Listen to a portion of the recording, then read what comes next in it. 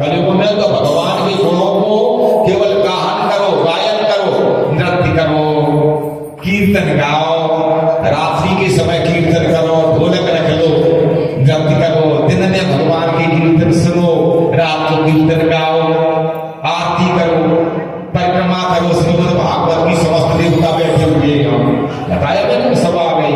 परिक्रमा करो, बने सो चढ़ाओ, सुखदेव जी के चरणों में तिलक करो। ये धर्म की रेखा है, ये धर्म की चिन्ह है, ये धर्म की ध्वजा है। ये मेरे अंदर विशेषता है कलयुग में, अन्य युगों में नहीं, केवल कलयुग में। अच्छा फिर तो ठीक है, तो मैं एक और जगह दे देता हूं। सोना जात रूप मदा प्रभु, सोना दिए देता हूं। कौन सा सोना? वैसे तो ध्यान रखना, हिरण्यगर्भ नाम है भगवान का। हिरण्य माने सोना, सोने जैसा दान नहीं होता है कुछ भी। हिरण्यगर्भ बोला गया है। हिरण्य वर्णाम हरणी सुवर्ण वस्त्रजाम चंद्राम हिरण्यमयी लक्ष्मी जात वेदोम आवह। चंद्र वेदम चंद्राम हिरण्यमयी लक्ष्मी जात वेदो आवह। हिरण्यगर्भ भगवान का नाम है। तुम्हारा श्री सूक्ता तो हिरण्यगर्भ नाम है। अब वो सोना, गुड्डव सोना, बेईमानी का सोना, अनीत के द्वारा कमाया हुआ धन, अनीत के द्वारा हड़पी गई जमीन, रिश्वत का लिया हुआ पैसा, 2 नंबर का लिया हुआ पैसा, वो तुम्हें नरक को ले जाएगी। अभी कमाई कर लो, जितनी करना है सब यहां छोड़ जाओगे, खाली हाथ जाएगे। धन सिकंदर का पड़ाया रह गया।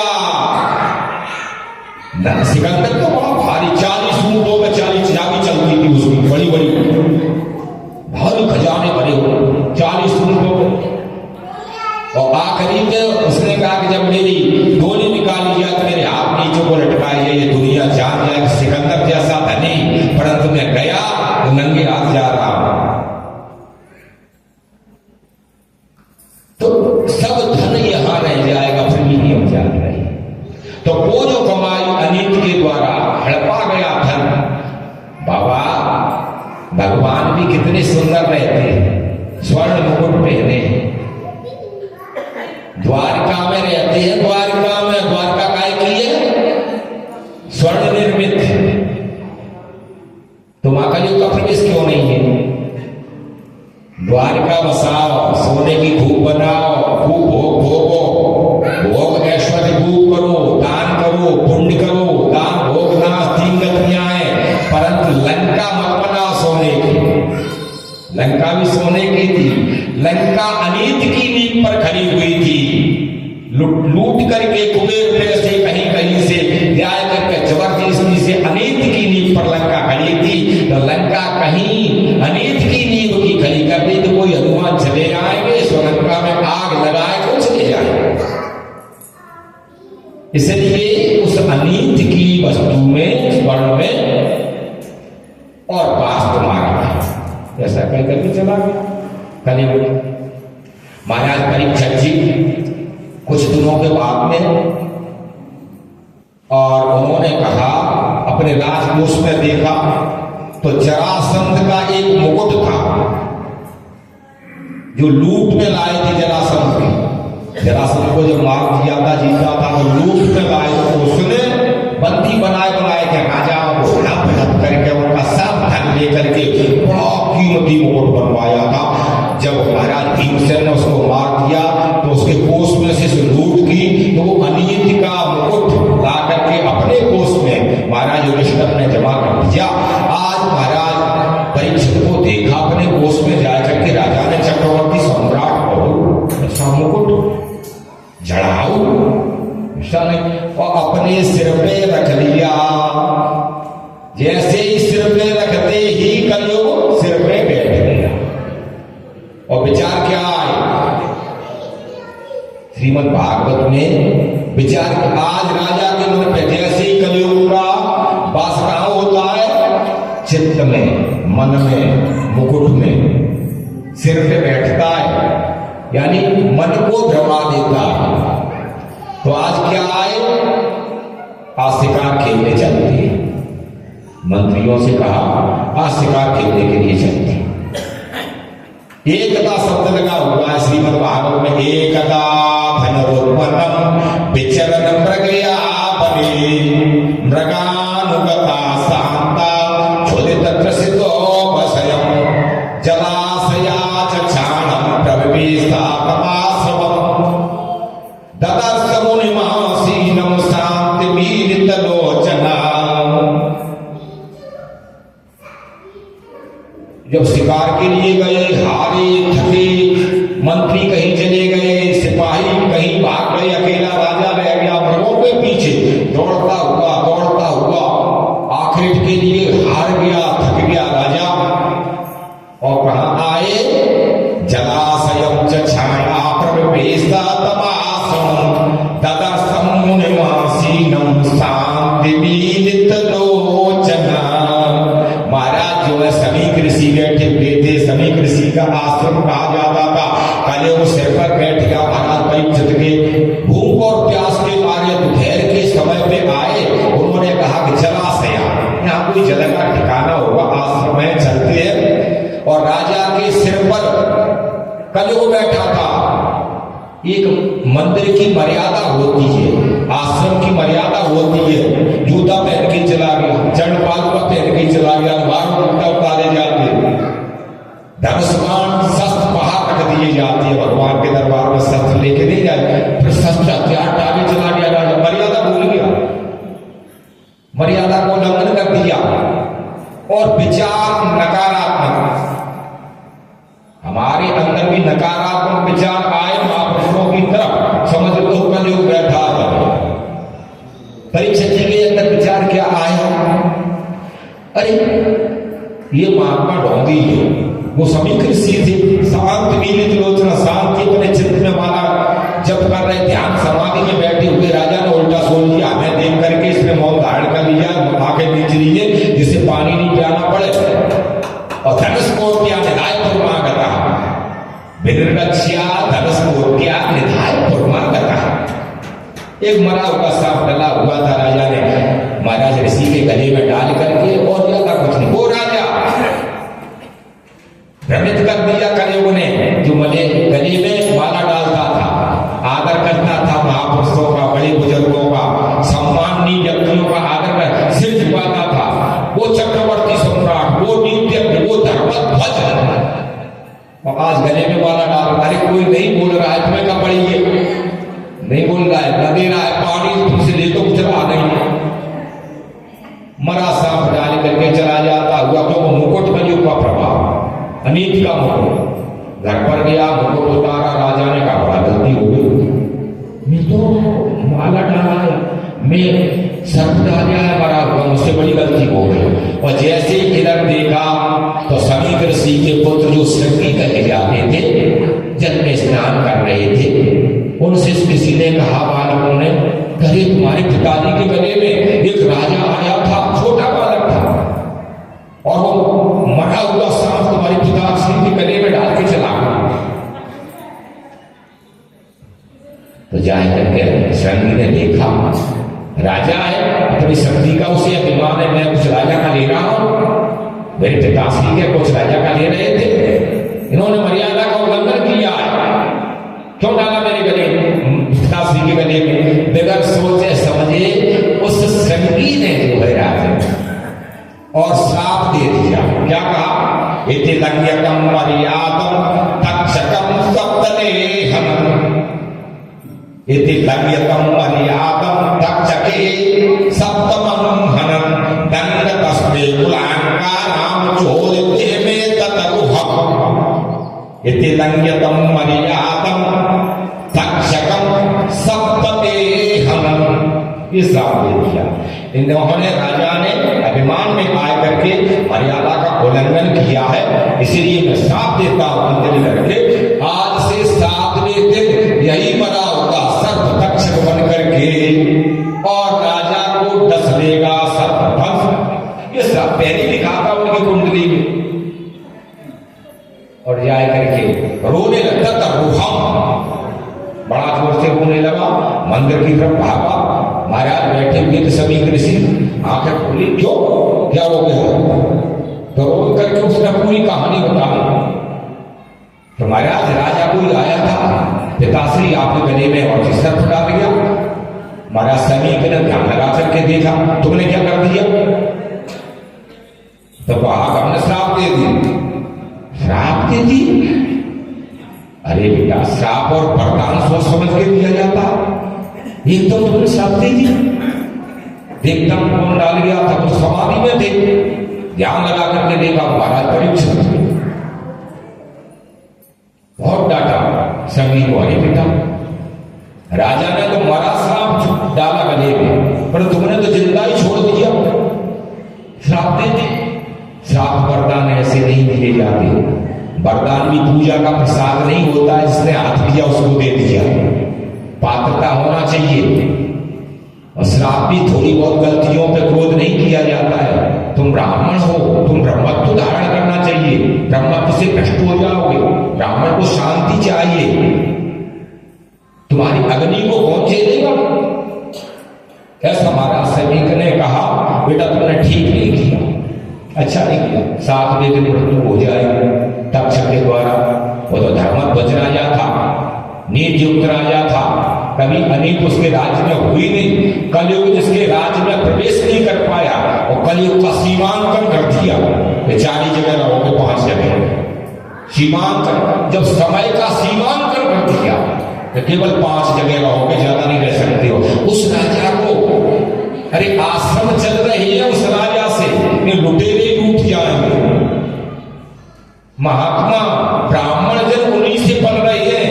यदि राजा भ्रष्ट हो जाए तो अच्छे महापुरुष हैं 2 मिनट में खत्म कर दिए जाएंगे, लुटेरे लूट लेंगे। तुमने गलत कर दिया। पता लगा महाराज, पता लग करके महाराज को दुख नहीं हुआ, परीक्षित जी को, कि मैंने गलती की है। और अपने पुत्र जन्मेजय को राज सौंप करके महाराज गंगा जी के तट पर और बैठ जाए।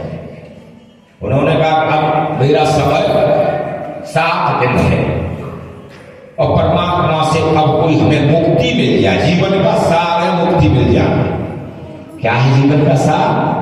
बहुत कुछ किया संसार के लिए, अपने लिए बहुत कुछ किया। अंत समय पे यदि मुक्त हो जाए, परमात्मा में लय हो जाए, परमात्मा में मिल जाए, जीव कृतार्थ हो जाता है। जाए करके गंगा के तट पर बैठ के सबसे पूछा, कोई उपाय है?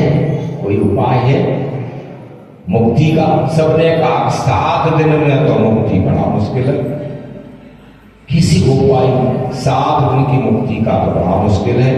राजा प्रतीक्षा कर रहा है। आप प्रतीक्षा करो, आप पूजा करो, आप मन बनाओ, हम भागवत कराएंगे।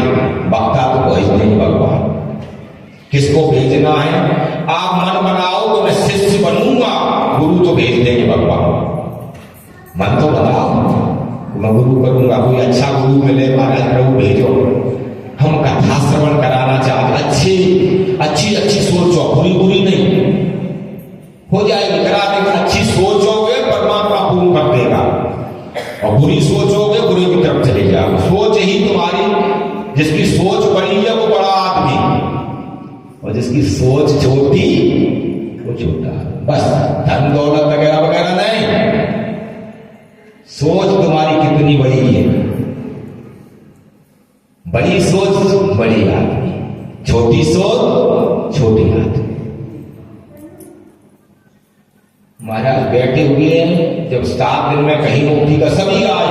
वाल्मीकि सनक सनंद मुनि व्यास वशिष्ठ भृगु जाबाली जमदग्नि राम जनक गरग्रा गौतम मानदाता भट्टमरी चंद्री इंद्रा पुलस्त भृगु वशिष्ठ, सब हम पिप्पलादि मनुष्य, ये सब आए। वहां पर बैठे ऋषि मुनि, किसी ने ये नहीं कह पाया पक्का का मुक्ति कर दिया। नारद की प्रेरणा के द्वारा भगवान श्री सुखदेव जी साक्षात परमात्मा का रूप है। सुखदेव परमात्मा का रूप है, तथा व्यास परमात्मा का रूप होता है, ये भगवान है। तो राजा बैठा, प्रतीक्षा, परीक्षा नहीं, ध्यान रखो, प्रतीक्षा करो, जिज्ञासा करो, अभिलाषा करो अंदर। तो उधर से भगवान जो है श्री सुखदेव जी अवधूत वेश में राजा बैठा हुआ था गंगा के किनारे पर प्रतीक्षा में कोई हमें ऐसा मिले जो मुक्ति दे दे, हम तो जानते नहीं है। तो हे देवर्षि नाथ जी शंकरादि कह रहे हैं तो बात से अवधूत वेश में नंग धड़ंगे महाराज परमात्मा का चिंतन करते हुए और सुखदेव जी आए जिनका स्वरूप कैसा था, ध्यान से सुनो। तत्रा भवत भगवान व्यास पुत्र यद्रक्षया कामटमानो अनपेक्षा अलेक्ष लिंगो निज भान तुष्टो वितस्त्रवादेर अवधूत वेशा। कैसे आए? अलेक्ष लिंगो निज भान तुष्टो वितस्त्रवादेर अवधूत वेशा। अपनी इच्छा सा स्वेच्छा से रमण करते हुए, किसी की प्रेरणा से नहीं, भगवान की प्रेरणा के द्वारा। अलक्ष्य लिंगो, किसी भी संप्रदाय का कोई चिन्ह नहीं, बिगर तिलक के, बिगर यज्ञोपवीत के, बिगर लंगोटी के, बिगर कमंडल के, आत्मा राम में प्रसन्न होने वाले अलक्ष्य लिंगो निज भाव तुष्टो, अपनी आत्मा राम में प्रसन्न, किसी से कोई लेना नहीं, किसी से कोई देना नहीं, न लेना न देना, मगन रहना। ऐसे भगवान जो है श्री सुखदेव जी बेतात्रवाले अवधूत वेशा। और पथ फिर रहे थे कोई बालक, नंगा बाबा आ गए, नंगा आ गए, न लोटा है, न सोटा है, न कमंडल है, न किसी संप्रदाय का कोई चिन्ह है। जैसे सामने आए महाराज ने सोच लिया कि हमारी मुक्ति आ गई, देह धारण करके हमारी मुक्ति आ गई, खड़े हो गए, देख करके ऐसे प्रसन्न हो अर्घपान किया महाराज। श्री सुखदेव बोलिए श्री सुखदेव भगवान की।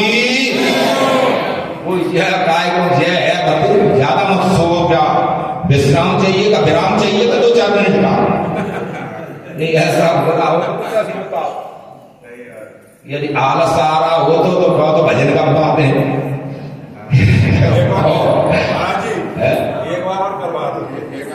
आप समझ रहे हैं कि पका लगे नहीं। बोलिए वृंदावन बिहारी लाल की जय। तो भाई समय पे महाराज जैसे ही आए, भगवान ने स्वागत किया, श्री सुखदेव जी ने स्वागत किया, भैया से सामने बैठ गए, ऊंचे आसन पर पद प्राक्षालन करके बैठे, हाथ जोड़ करके राजा खड़े हो गए। तो जैसे महाराज मंचासीन हुए, आदेश जगह बैठो बैठो, मंच का आदेश, हाथ जोड़ के बैठ गए। तो महाराज जी श्री सुखदेव जी के जो है आदर के लिए, सम्मान के लिए एक बढ़िया सा भजन और बढ़िया से साथ मिलकर के नृत्य करो, गाओ, झूमो परमात्मा की कथा में, और एक भजन बढ़िया से गाओ। बोलिए वृंदावन बिहारी लाल की, श्री सुखदेव भगवान की जय, भागवत भगवान की जय।